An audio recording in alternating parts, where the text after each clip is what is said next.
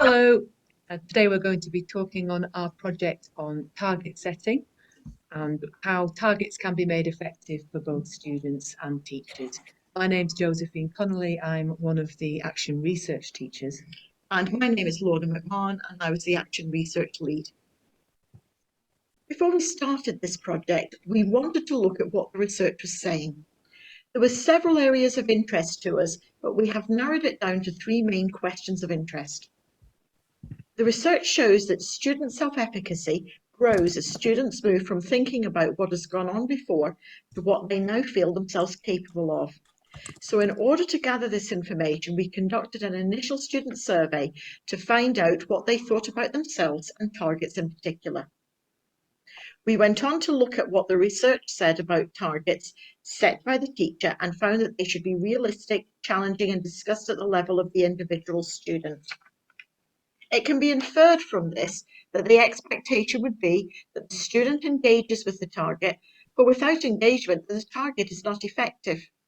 We wanted to explore here if the format in which the target is set impacts upon that engagement. Another piece of research made the point that the most useful targets were those that were specific to the student and included strategies of how to achieve them, including the use of scaffolding. This was of particular interest to us as we were looking at targets being manageable for the teacher as well as the student. And through the use of scaffolded questions, we felt that targets could be suitable for a group whilst retaining their effectiveness for individual students.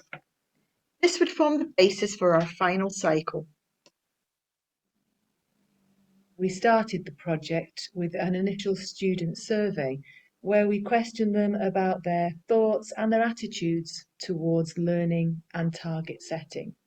We received 370 responses. We then moved on to cycle 1, where targets were set for students following their initial assessment on an online platform, which was either MathsWatch or Hegarty. Students were given an appropriate amount of time for their target completion, which was about 3 to 4 weeks, and we set the targets initially just on number topics. A small pilot was undertaken with 3 short targets per individual student, and these were related to underpinning number skills.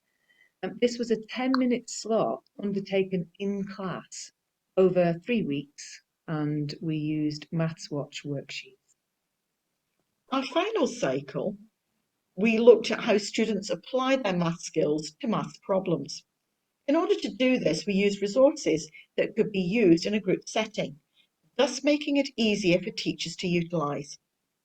The resources covered the use of ratio tables, where students were encouraged to use their multiplicative skills to compare quantities and problem-solving exam questions.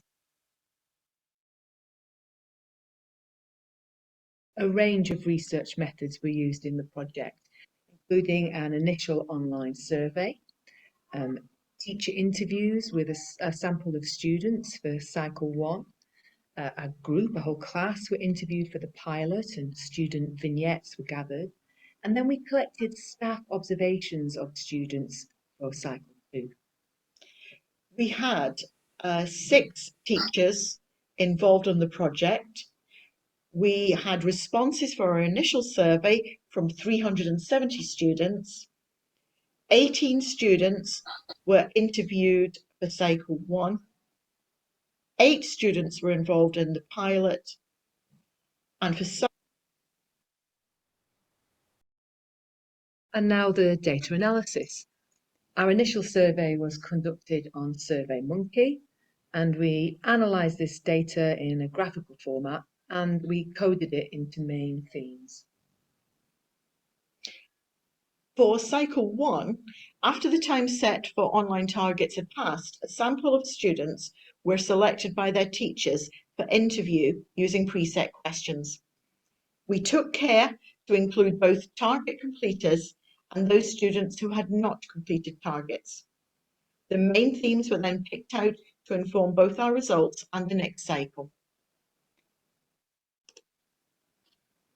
After the brief pilot, students were asked in class to feedback on the target process. And after discussion, the teacher recorded their thoughts as vignettes.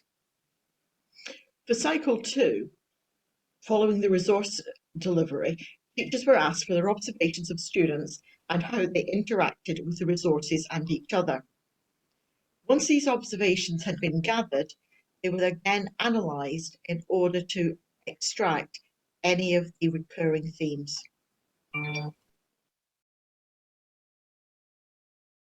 What can we say now? Well, the results of the initial survey certainly gave cause for hope.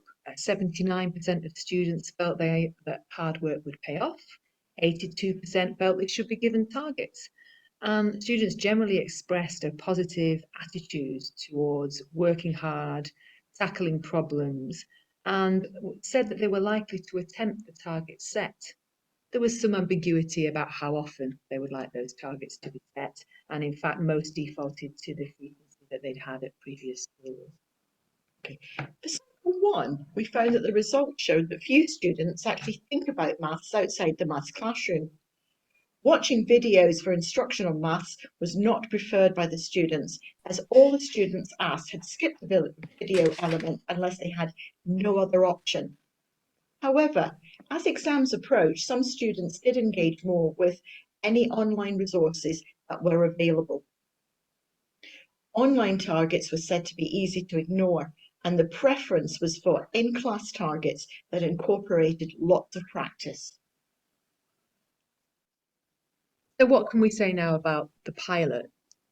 Well, the targets were underpinning targets. They were very narrow. They were tackled in class, very procedural, concerning one topic and on worksheets. So the students said that they found these very useful as they were specific to them. They found the repeated practice meant that they got what they had to do. And one student said, the questions were on the same thing. I got that better than mixing them up.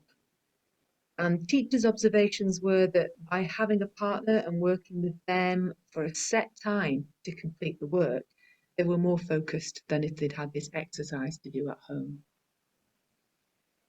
For cycle 2, teachers had been given resources which incorporated the use of deconstructed questions and ratio tables. Students had been encouraged to explain their thinking in written form, but some were reluctant to do so, although they could explain verbally when asked. With deconstructed exam questions, all students were able to access at least part of the question, and for many this was a confidence boost that enabled them to go on. With ratio tables, however, some students were reluctant to fully explore all the possibilities as it took some time, and this could impact upon their ability to make full use of this as a tool for future questions.